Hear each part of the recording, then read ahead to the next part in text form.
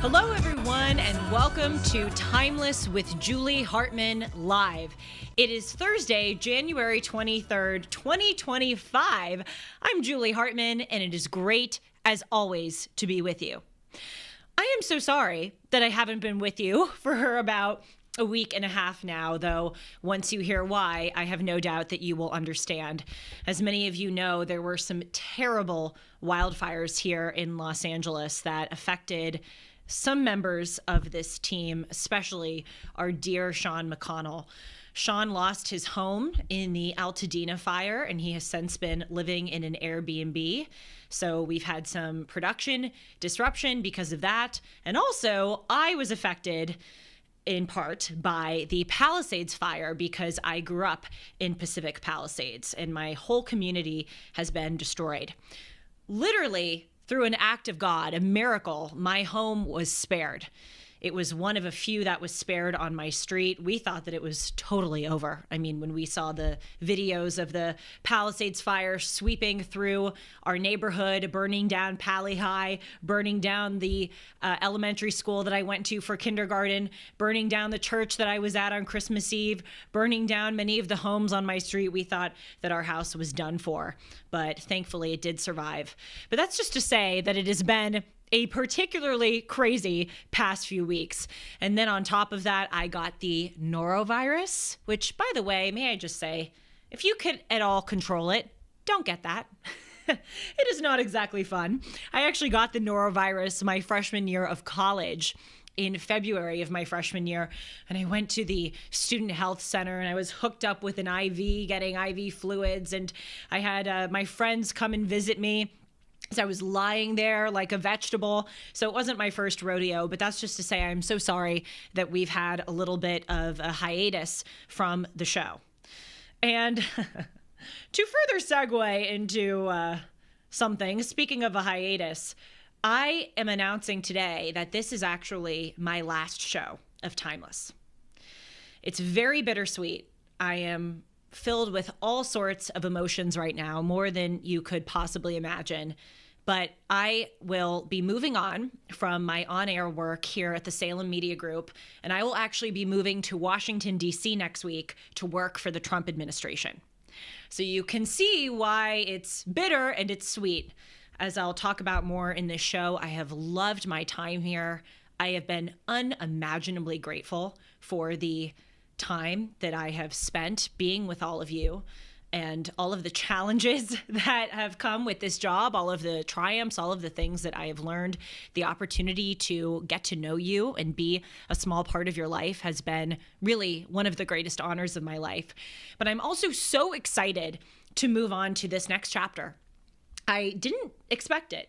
You know, Trump was just elected 2 months ago. And certainly in those 2 months, in addition to the fires, there's been a lot that's happened. As we know, our dear Dennis took a catastrophic fall and has since been in the hospital. But I can say I surely didn't anticipate that it would shake out this way. It calls to mind the words of Charles Dickens. It is the best of times and it is the worst of times. But as Trump indicated in his inaugural address, I really think that this is such a moment of opportunity in our country. We have someone who is very competent coming back into power. There seems to be a reinvigoration of patriotism and a desire to shed our country of some of these terrible things that have infiltrated our daily life, DEI, a border that is out of control, wars erupting, this crazy race and gender ideology that has permeated schools and workplaces. I really think people are so excited to let that go and go into a new golden age of America. So it is my great, great hope that through my work with the Trump administration, I will contribute in any way I can to help make that possible for the American people. So to be more specific about my role, I'm going to be the senior advisor for the Office of Communications in the Department of Education. So that's really ground zero as far as many of the endeavors that the Trump administration is pushing forth. I think a lot of people who otherwise wouldn't have voted for Trump decided to vote for him in this past election, in large part because of issues pertaining to education. I think a lot of people want to see DEI, DIE. They want to see transgender individuals not be in bathrooms of the opposite sex or in sports of the opposite sex. They want to see merit restored to our classrooms. They want to reverse the dismal trends of education. I mean, I was looking the other day at the nation's report card, and about 31% of eighth graders, only 31%, are proficient in reading at their grade levels. For math, it's about 25%. People are so sick of that. They want to see American values restored to education. They want kids to stop learning to hate our country and to be ashamed of our values. They want to see the First Amendment protected. They want to see our Jewish students protected.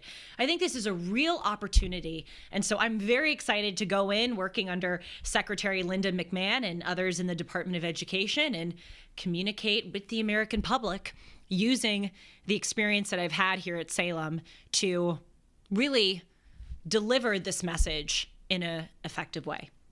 So again, it's incredibly bittersweet, and I'll talk about that more as the episode goes on. But yes, this will be my last timeless episode. Maybe not my last forever. You never know. Sean and I, by the way, hi Sean. Can we bring Sean McConnell on? Oh good, we still have this function. Oh. Hi, yeah. Dear. Hi, my dear. Hi, how are you? You know, up and down, happy and sad. Know. Right. Well, Sean, what I was saying is that Sean and I were saying that if, there's a finality to this, obviously, but it also doesn't really feel like the end. Maybe we're in denial, but I think that we'll be working together again in the future. And I certainly hope we recently filmed our last Dennis and Julie, which you can see this Sunday. But I certainly hope that Dennis will be able to come back to Dennis and Julie. And as I've said, the day he's back for Dennis and Julie, I don't care what job I have, I'm back for Dennis and Julie. Is it possible for me to cry on 2 shows in one day? Oh, of course it is, my dear. As my mom said, never apologize for tears. Tears are the body's indicator of what really matters to you.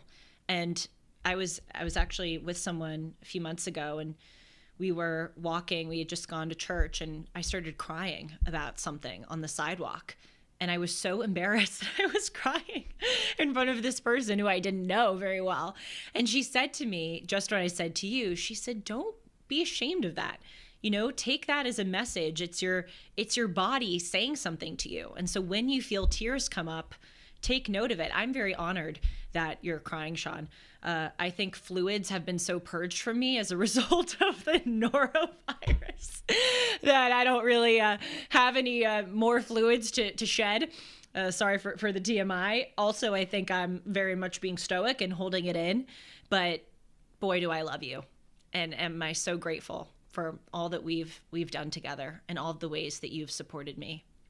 It's something that I'll carry with me and think about for the rest of my life, truly.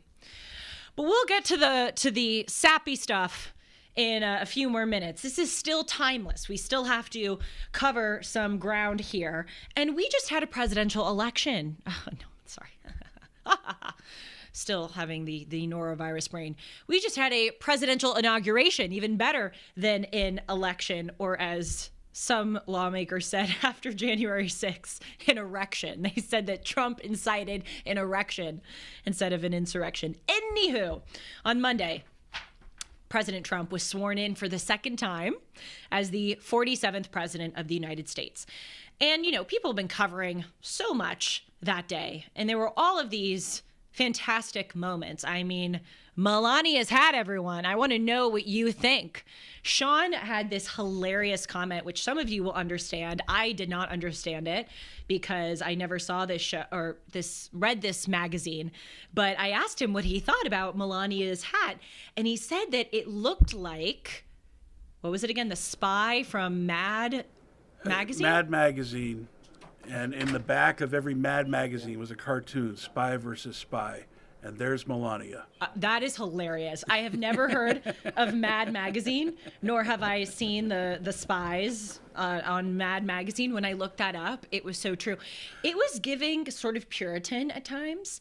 I mean, you know what? I have mixed feelings about it. My mom had this great adjective to describe it. She said it looked severe. And that's true. But there's also something kind of chic about it. So I'm kind of 50-50 on that one. I think the rest of them looked gorgeous. I loved Usha Vance's dress. I loved Ivanka's dress. All the fashion was fantastic. Kamala's outfit was so drab.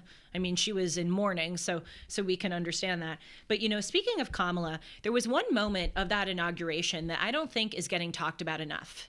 It was, dare I say, one of the classiest moments I have ever observed. It was Barron Trump, Donald Trump's youngest son, who is, 6'7"? He's a giant. He's enormous. He has to fly first class everywhere. And Dennis would always say that he had to fly first class because he's 6'4" and he couldn't fit. Can you imagine Barron Trump? Thank God his dad has Air Force One because he needs all this room to stretch. Barron Trump, did you guys catch this? He went up to Joe Biden and Kamala Harris and shook their hands. Video 1.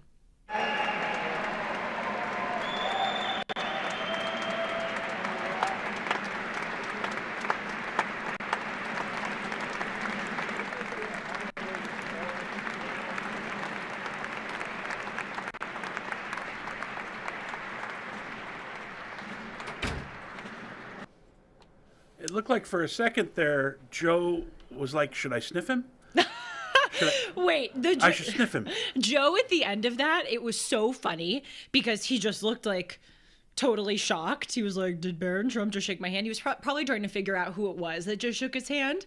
But also, haven't you ever had that moment where someone who maybe with whom you have an adversarial or a little bit of a cold relationship does something really classy like that, and you're kind of left like, oh my gosh. I know I've been on the receiving end and also the giving end of that, and I just thought it was such a disarming moment, and it spoke so well of the Trump family. And I don't know if that video captured it. Forgive me, I was reading the chat, which is so nice.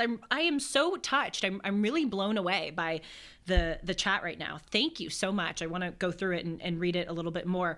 But I think at the end of that video, again, I wasn't watching, Melania was smiling. At least in some of the videos I watched, she looked so proud. And I'm just happy because I can't imagine how bad. Yes, there she is. She looks very, very happy. I can't imagine how embarrassed Joe Biden and Kamala Harris felt in that moment because they have put his dad through the ringer. And I know I am not alone in saying that you can do harm to me. Okay, that's one thing. If you do harm to my family, I will never forgive you. That is far worse of an offense to me than anything that anyone could ever do to me. And if someone dragged my father through the mud the way that those two have, I don't know if I would have had it in me to shake their hands. But good on Barron Trump for doing that. By the way, did you see at another part in the inauguration when Trump said, I have a very tall son named Barron. Barron, stand up. Did you see he put his hand behind his ear because people were thundering in applause? He was hilarious. And he's a spitting image of his dad, I think. He's got to be on top of the world right now. Oh, I know. mean, could anything more go right for Barron Trump? I know. Well, God bless him. He seems like a lovely person. And maybe I'll have the opportunity to meet them. I've never met any of them. Perhaps I will in my new position. So I want to play some parts of the inauguration speech that I thought were particularly noteworthy. Julie noteworthy. Remember that? Julie noted our little snippets that we did there. Let's look at one thing that he said, which was ballsy. In typical Trump fashion, was very ballsy. He really came out swinging in that inauguration address. Yes, Sean, go ahead. Well, bringing up balls, and I can say it here, I don't know if it was COVID, but I noticed that Joe Biden had no balls. Fact. I don't get it. Joe Biden had no balls. There were no balls when Joe Biden was inaugurated. Just saying. Oh, no. Okay, I got it. See, you know what? Here's the thing with Sean's jokes. It takes me like 10 seconds. And you know what's fantastic about it? I'm always on the air when this happens. So it's just me looking like, what? Trying to calculate it in my head. Boom. Remember there was one that I did get immediately. We were talking about studying abroad. And Sean cuts in and he goes, I love studying abroad. miss you, Sean. Most days. All right, let's look at this. So there was a part of the inauguration speech, I mean, really kind of the whole inauguration speech, where, God, Trump was coming out swinging against the former administration. He didn't name them by name, but he said, we now have a government which does not deliver basic services in times of need. We have a government which has protected other citizens not of our own country and defended other borders at the expense of our own. We have a country which has done radical social, gender, and race experiments on its people. And you know what? He's right. He is 100% right. Some people thought that maybe it was too far, but he was saying that my presidency marks, as he said, a liberation from that, a turning from that. And he used a word which I thought was so apt. It was the word betrayal. Here's when he says it. Clip 2. We have a public health system that does not deliver in times of disaster, yet more money is spent on it than any country anywhere in the world. And we have an education system that teaches our children to be ashamed of themselves in many cases, to hate our country despite the love that we try so desperately to provide to them. All of this will change starting today, and it will change very quickly.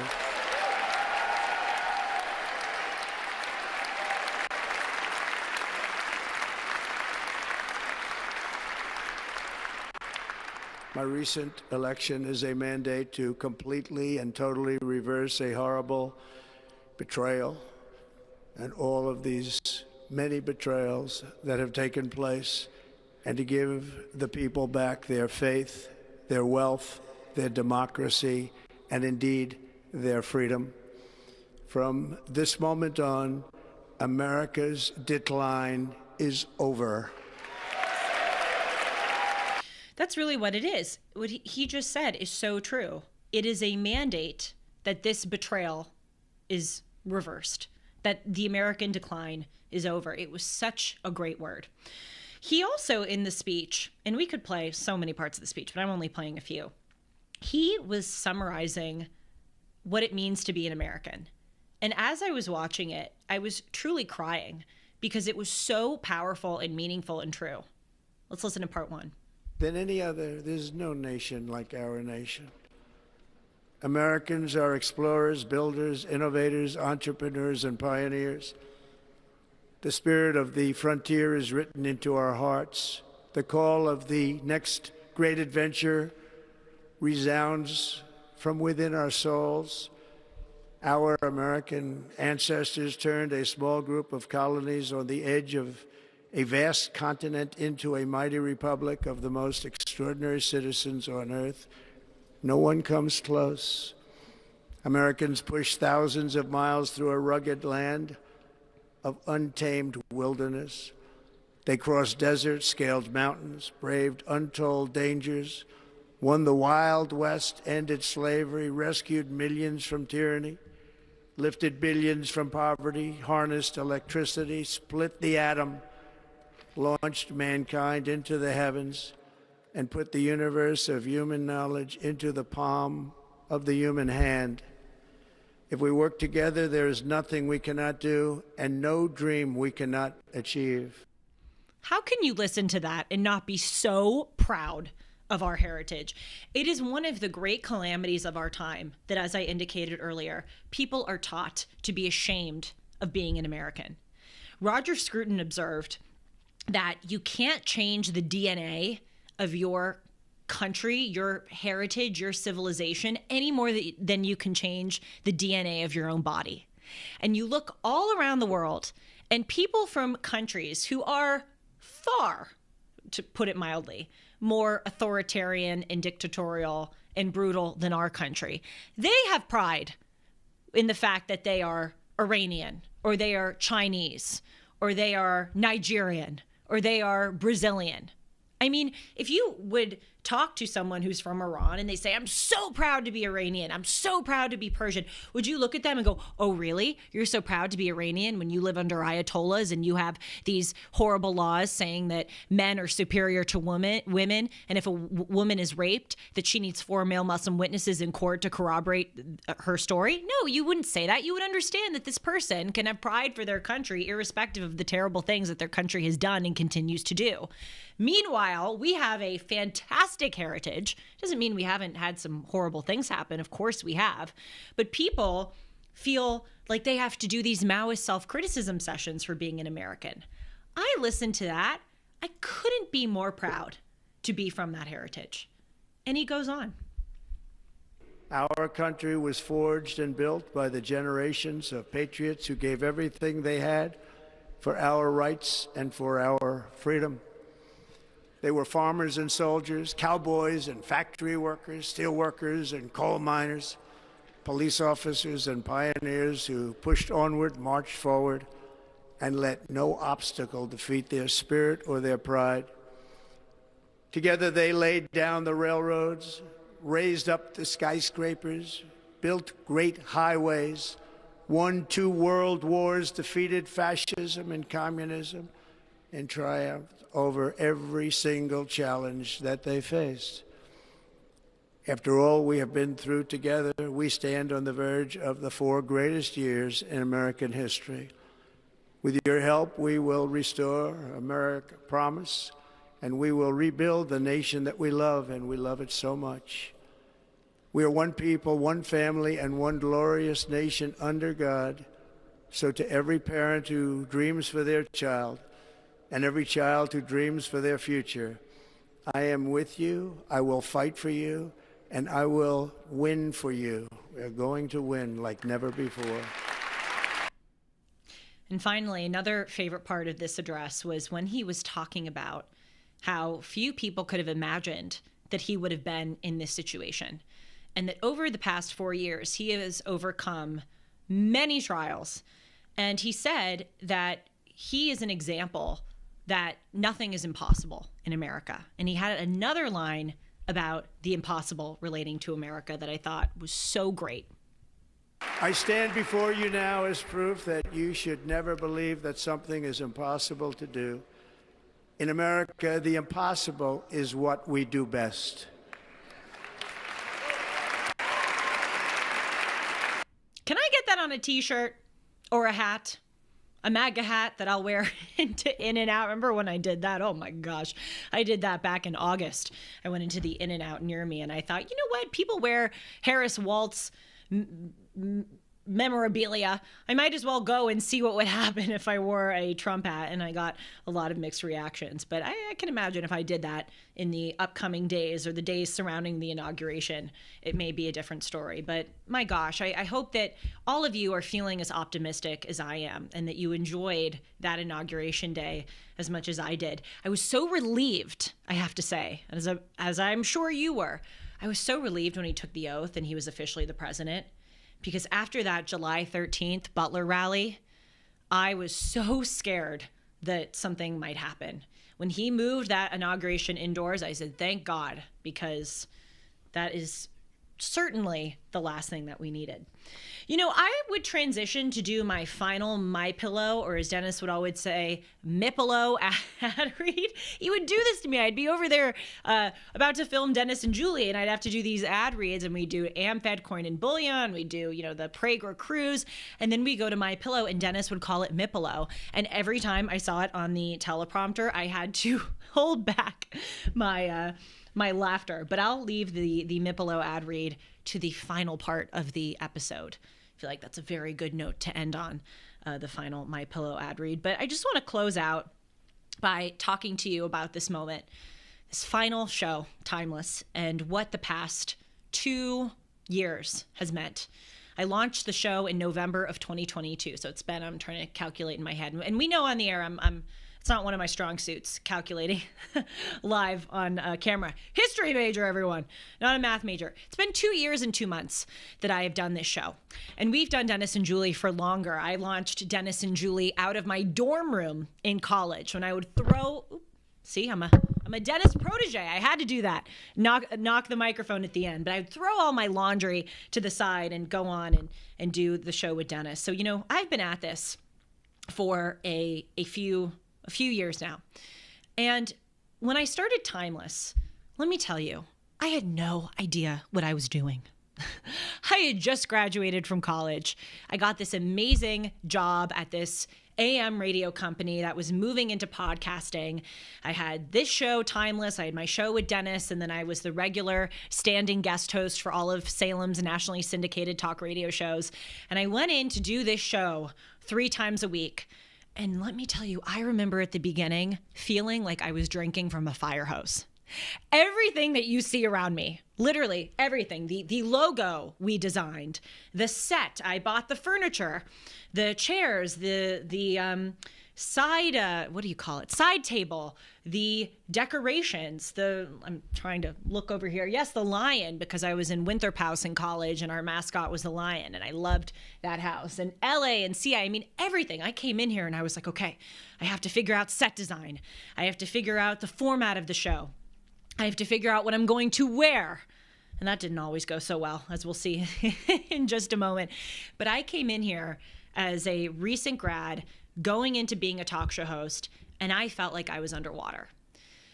And what I tried to do on this show, I realized very early on that it was unnatural for someone of my age to have a daily talk show. I realized that it was unnatural because I was really young. And I didn't have the age and the wisdom that Dennis Prager had. But somebody took a chance on me and someone saw something in me. And so what I decided to do was really make this a forum of exploration. I called this show Timeless because one of the greatest parts of becoming conservative, which happened in the preceding years. And you know the story. I was a liberal and I went home for COVID and I was disillusioned by Black Lives Matter and I discovered PragerU and Dennis and the Torah and it all went from there. But one of the things I loved about my conservatism was that I encountered timeless, eternal values that are best summarized really in the Bible, that are best displayed by the great experiment that has been America. And the thesis statement of the show has been that centuries and millennia of human civilization has produced some conclusions. And we ought to pay attention to and conserve those conclusions. What are they? They are that no nation, no country, no civilization can survive if its populace doesn't love it and its populace doesn't understand it. It is that the nuclear family is the center of life and that we should all get married, have children, build good communities, that is the lifeblood of a great nation. That we should reward people based on merit, based on their character and not on their immutable characteristics. That we should follow the law, that we should treat everyone with dignity, that we should be respectful and magnanimous towards others. That at the same time, people are not basically good, and we need checks on our power, and we need balances for our impulses. These were all of these truths that I gleaned from listening to Dennis or reading the Bible or reading his book on the American value system or seeing them reflected in our Constitution. And I thought, wow, this is exhilarating. This is incredible that there is this treasure trove of wisdom. And no matter what happens every single day, no matter what news story comes down the pike, I can apply those timeless, eternal truths to the contemporary age. And so that is what this show has been about. It's been about exploring, taking all of this wisdom, applying it here, and really just using this opportunity to stretch the boundaries of my intellect, of my imagination, and of your intellect and your imagination. If I think about all that we've done, sometimes we could call it the random topic show. But what I really didn't want to do, and I remember this so early on when I was 22 and I was starting the show, I remember saying to myself, Julie, no matter what, you are not going to be a Gen Z TikTok reactionary. You are not going to make this show about drag queens twerking in front of children. You're not going to make this show about illegal aliens and all this, stuff that people throw out there like red meat. And people have this, rotating list of topics about the social issues of the day. And we've talked about social issues, but I wanted to make this show so different from anything else that was out there, because I believe that Americans and people in general, we have had a degradation of our intellect. We live in a culture which tells us that we are no smarter than just scrolling on our Instagram pages, and that we can't aspire to grow ourselves and learn more than just what is thrown at us by the shabby influences around us. I wanted to grab people and go, no, there is such an expansive life out there of things that we can learn about. And I look at this, I was kind of compiling a list of all of the topics that we've done. And as I've said, at times it's been the random topic show. I've done history hours on the United States, India, Ukraine, Iraq, Iran, China, Brazil. I did the history of gambling. I did a series on Islam, Islam Part 1, Islam Part 2. I've done philosophy hours on this show with Spencer Clavin. I've invited him on and we've looked at different thinkers. And I thought, why is it that, so few people know about these intellectual figures? Yes, their language is daunting, but we can make them accessible to people. I think people want to know what Locke said, or what Nietzsche said, or what Machiavelli said, or what Rousseau said, or what Jesus Christ said, as we did one episode with Spencer on that. I debated my libertarian economics professor on this show, Professor Jeffrey Myron, who's the head of the economics department at Harvard. I had him on and I turned my chair and we just yelled at each other for an hour about libertarianism versus conservatism. I had Omar Muhammad on the show. He was this amazing guy who I discovered in a documentary. He ran an underground resistance movement to ISIS in Iraq. After the U.S. invasion of Iraq, our forces toppled Saddam Hussein, and then after that there was this power vacuum and ISIS came in and took over about a third of the country, including one of the largest cities of Mosul. And I on the show got to sit with this guy who since has fled to France, and he was talking to me about his resistance movement to ISIS when the head of ISIS was living in his apartment building in Iraq, just a room away, as he was leading this online blog. It was amazing. I interviewed Alan Dershowitz about the Trump indictments, and I tried to make them understandable to people. What's the difference between federal versus state indictments? What's racketeering? Is it illegal to send people hush money? Is it illegal to harbor documents after you are leaving the presidency? I interviewed Representative Tulsi Gabbard, Vivek Ramaswamy, George Gilder of the Israel Test, Masih Alinejad, a fearless fighter for Iranian women's rights. She was my first guest actually on this show. Bill O'Reilly, we talked about the Salem witch trials and his new book, Confronting the Presidents. I had a pet whisperer on the show who taught me, among other things, that pets have personalities and they often reflect the personalities of the owner, which probably explains why Coyote and Fergus, Sean's dogs, are so nuts. I've had reverends and rabbis on the show.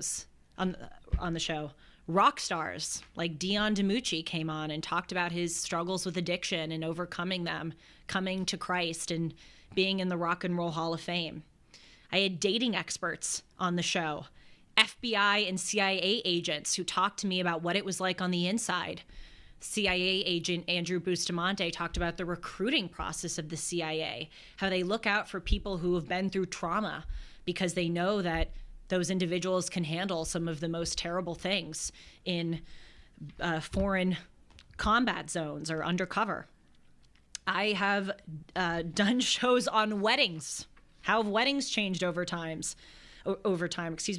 on funerals, on handwriting analysis. I had Mark Seifer on the show, and we gave him some samples of my handwriting, Sean's handwriting, a few of my friends' handwriting, Hitler's handwriting, and Gandhi's handwriting.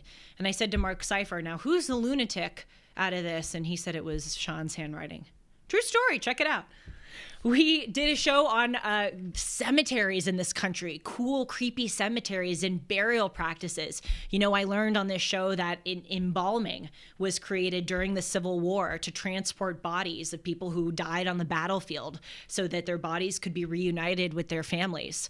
Tattoos, by the way, were brought into practice in the United States because soldiers got their names tattooed and their addresses on them so that if they died in war, their bodies could be sent to their families. I've done shows on what happens when you get pulled over. I had a lawyer on and I said, what are your rights if a police pulls you over? I've done shows on helicopter parenting. I had a space expert. We talked about flags. We had this woman on who talked about how to live like a French person. And I jumbled the name or the term joie de vivre. I think I got it kind of right. Sean's giving me a thumbs up. Just a few more because I am not going to go and tell you every single episode I've done, but I'm trying to give a sense of the depth of this.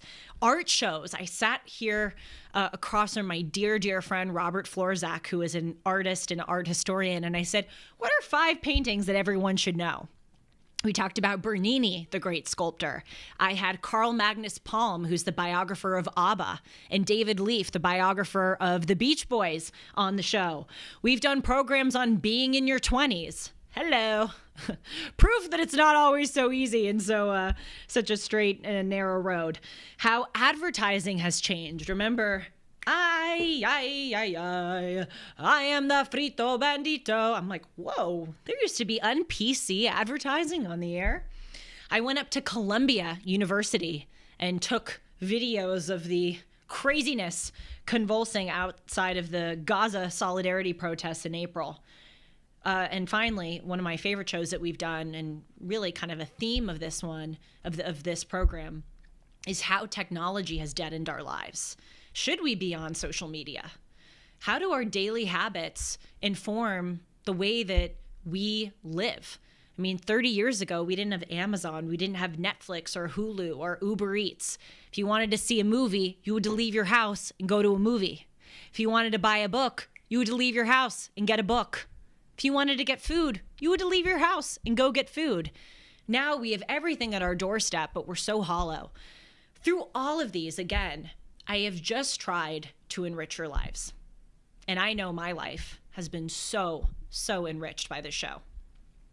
And so I quickly want to tell you just a few things I've learned, say my thank yous, and then deliver what I know all of you have been waiting for, which is the My Pillow ad read. But first, 3 main lessons from this show, if I may, that I will carry with me for the rest of my life.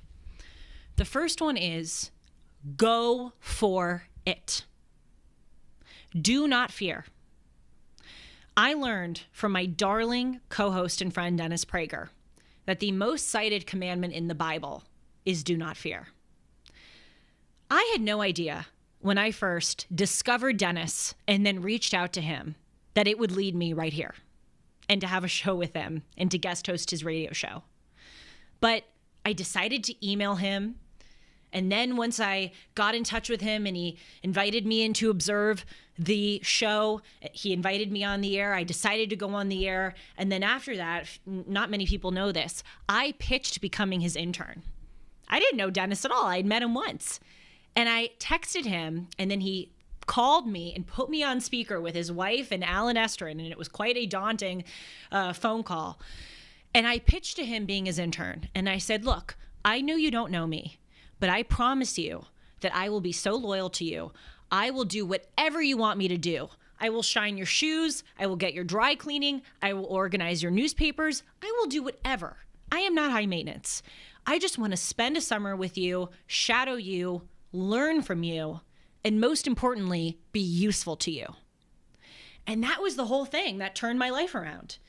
It was going for it. It was sending that email and pushing to be his intern. And I think so often people live their lives on the sidelines. They go, oh, I can't send that email, or I can't do this, or maybe that's pushing it too far, or it's not going to happen. How do you know it's not going to happen? The worst thing is that someone doesn't respond to you or someone says no. Go for it.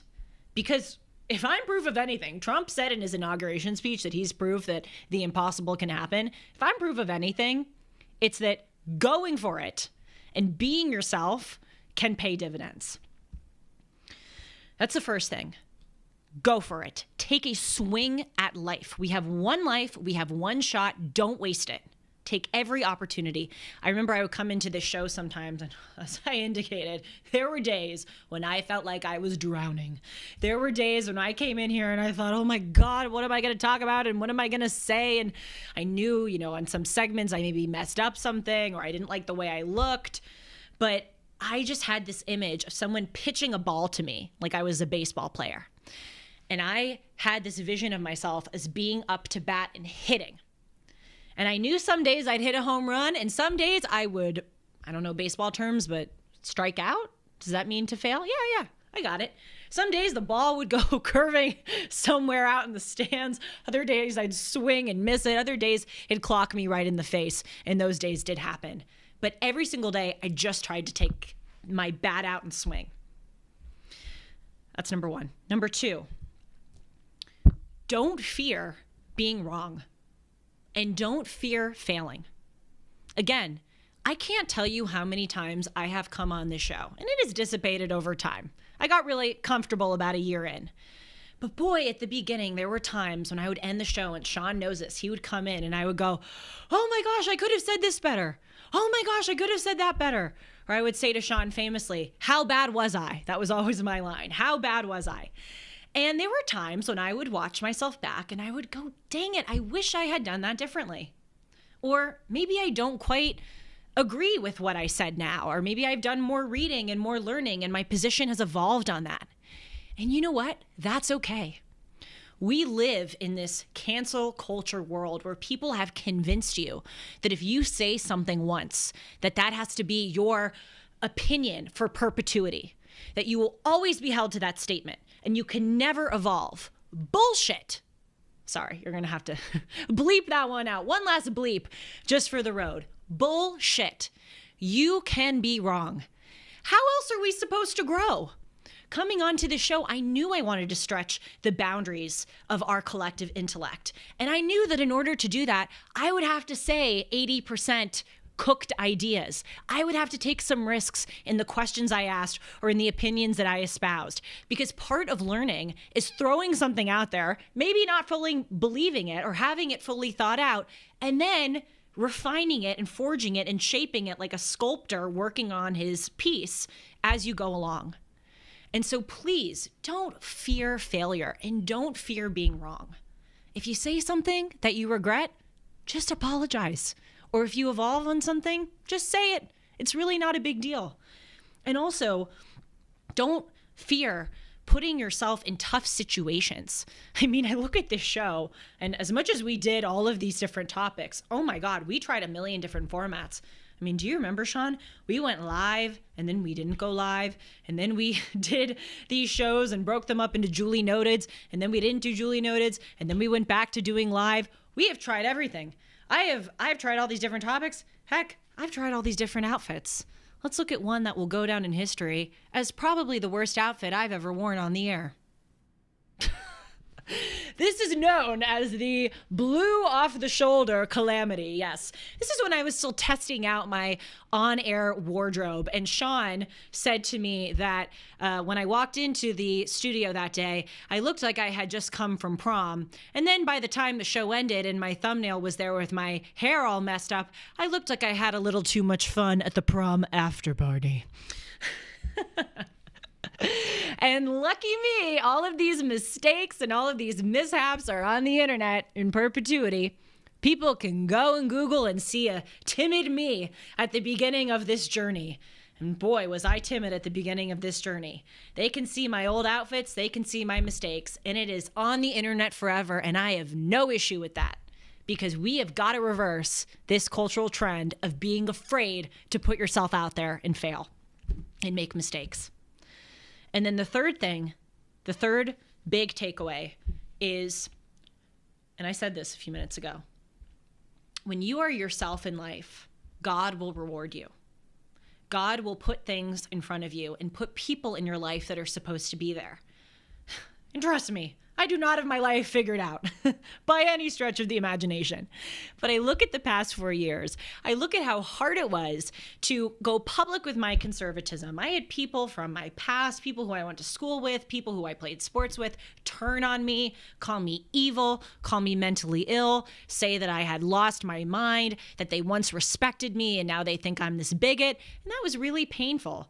But becoming who I was supposed to be, chasing my interests, chasing religion, chasing conservatism, reaching out to Dennis, doing all of this, it has led to all of these opportunities and all these great people in my life. And, I was talking with a friend, I'll just say this quickly, and she was in a job that she didn't like, and she was hiding her beliefs, and she was dating this guy who she thought she was going to marry. And then she kind of had this moment where she was saying, this life is good, but it's not good enough for me because I'm not being fully who I am. She decided to move to a job that she actually liked, be open with her conservative beliefs.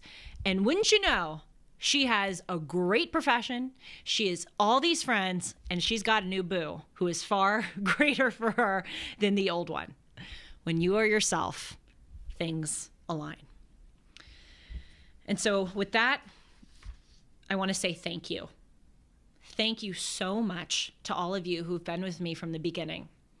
You have seen me through many iterations, and you have been so loyal, so supportive, and so magnanimous. I will never forget it. I will never stop appreciating it. And I'm looking at the chat now. People are so unbelievably gracious. And I want to tell you, I have learned so much from you. And I want you to stay in touch with me. I always throw out this email, julie@julie-hartman.com. Email me. Just because this show is over for now doesn't mean you can't email me. I have had people reach out to me who are going through chemotherapy treatments, who are struggling with drug addiction, who live all over the world. We have a listener in Moldova, of all places, in Venezuela, in Germany. I've had people who said that they completely disagree with me, but they like listening to me. I've had people say that I've changed their minds on things. I have moms and dads and grandparents and a 12-year-old girl, believe it or not, in Boston, Massachusetts, who listens. There's a great girl, Ruby, in Louisiana, who works at Chick-fil-A, who listens. I love hearing from you. It is such a joy to learn from you, and thank you for all that you have taught me. And of course, I have to thank all of the people here at Salem who made this possible. Of course, Salem in general, the higher ups, Ed Atzinger, Dave Santrella, Phil Boyce, thank you so much for taking a chance on me. Thank you to every single person in there, Rick, Sean, Brandon, Zach, Pushpin, Kevin, I call him Pushpin, that's a story you may need to hear another time, Daniel, Eric, Alejo, Mike, Tony, even Olivia and Lily, they don't work here anymore. Some of the people I mentioned don't even work here anymore. Mark Pollock, thank you so much. Mark is someone here who I have this hilarious relationship with. We're always kidding each other, and we were just saying goodbye to each other, and he left the studio, and he turned to me and he goes, "Hey, Julie, if you ever need anything in the future, hesitate to reach out." That's Mark. Terry, Matt Samblin over in New York. Whenever I guest hosted in New York, he was fantastic. Thank you so much to my colleagues, and especially Carl Jackson, Seb Gorka, Mike Gallagher, Charlie Kirk. And I have to repeat, Sean and Rick, you two have really, really, really been there for me since the beginning. They were the two when I first came in here that were the OGs. And every single day, they have stood by me. They have been so supportive. They do so much work behind the scenes you can't even imagine. They work overtime. I can call them in the middle of the night with any kind of question. They're always there for me. And I want you to know how much I appreciate you, how much I love you, and how much your work means to me. And you will always, always be dear friends to me and a dear, dear part of my life. I really love you. And of course, and I don't want to cry when I talk about him, but of course want to thank Dennis. I have cried on the air before, on Timeless. I think I cried once, so this is not the first time, but it's so hard to talk about him. I mean, none of this would have happened without him. None of it. My intellectual, my religious, my political transformation, nothing. This show, Dennis and Julie, none of it would have been possible without him. And that man has been so good to me. He is one of the most decent, stoic, kind-hearted, wise people I've ever met. He's like a grandfather to me, the dearest friend and coworker anybody could have. And it has been the honor of a lifetime working alongside him. It will be the greatest honor I probably will ever have in my life. And I know Dennis is watching this now, and I just want to say, love you. I love you so much, and thank you. Nothing I could ever say here would ever capture how much I owe to you and how grateful I am to you. And so with that, that is our last show for now. And as I promised, we have a final Mipolo ad read to do. And I think someone's going to come in and help me do it. You know, this Mipolo ad read, I just want to let you in behind the scenes a little bit. They're talking about the Christmas extravaganza. Is it still the Christmas extravaganza? It is? Yeah, it goes on through March. Okay. All right, you want to rotate paragraphs? I'll start with the first one. Ready? MyPillow is excited to announce that their Christmas extravaganza is finally here. Get this season's, I don't know why I'm reading it in this voice. Get this season's flannel sheets for as low as $59.98. They won't last long, so get them while you can. And their famous My Slippers, these haven't been on sale for over a year and are regularly priced at $119.98, but for a limited time are now only $59.98. And their six-pack towel sets are back in stock with extremely limited quantities for only $29.98. With hundreds of MyPillow products, there's something for everyone on next year's Christmas list. From bathrobes, duvets, quilts, down comforters, and so much more. Just go to mypillow.com or call 1-800-566-6745 and be sure to use the promo code Hartman to save on all MyPillow products. That's the promo code Hartman. There's one more paragraph. Come on. All right, I'll do it. Flannel sheets for as low as $59.98. Six-piece towel sets for just $29.98. But that's not all. They're extending their 60-day money-back guarantee until March 1st, 2025. Plus, all orders over $75 or more ship absolutely free. Again, that's mypillow.com or 1-800-566-6745 and use the promo code Hartman. Thank you all so much. Look what I did. Look at what I did. Final Dennis Prager Jules, protege. Thank you all. On behalf of Thank everyone, oh. It's been an honor. Yeah. And an Yeah. adventurous Someone in the back goes, joy yeah. to go through this with you. And you were so eloquent and thoughtful in today's episode. It was a beautiful sign-off. I can only say on behalf of everyone, we love you, Jules. And go get them. Love you, Jules. Love you. Love you all so much. And I love all of you listeners. And I want you to know that I am always here for you.